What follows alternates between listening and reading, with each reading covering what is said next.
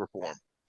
And he recently also fired all of the people that do, fact checking and things like that, and is going more with a community version, like similar to X and Elon Musk. So all of a sudden, um, this freedom of speech kind of vibe is coming across Facebook, and I think Zuckerberg is maybe looking to avoid uh, real scrutiny at what he's been doing for the last few years. Which is amassing a ton of money and kowtowing to the government. So he kowtowed to the last administration so that they wouldn't, affect him. And now he's switching over so that he's now kowtowing to the new administration, even though it's a complete reversal.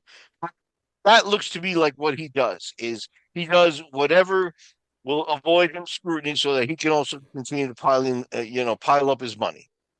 And Dana's another guy. Dana doesn't have Mark Zuckerberg money or Zuckerberg money, but he'd like to, And Dana's a good ally to have if you're switching over to this new people.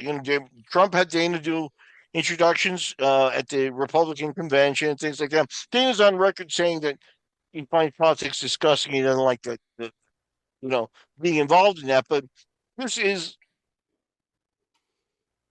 Dana joining this board is more of a political move than a move that's like going to enhance the UFC. I don't think the UFC can really, you know, I mean, might get a little bigger on and on social media and stuff like that, but they already have a good grip on social media. Right, but this is something we were talking about offline. I didn't mention that, but now that you bring that up, what I had said, you take away all the fact checking, bring in this illusion of freedom of speech. That's the perfect kind of smokescreen to quell some anti-UFC sentiment.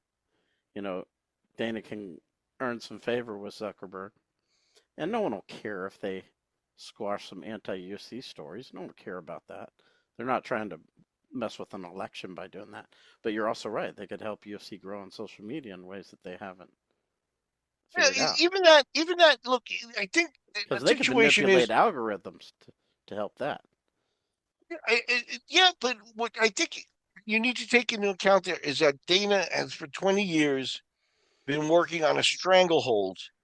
Mm-hmm. So, like anti-UFC sentiment, where exactly is the anti-UFC sentiment coming from? Guys like, Antitrust. okay, okay, yeah, if if the State Department is somebody's looking at that, how is the lawsuit going? By the way, Well, they had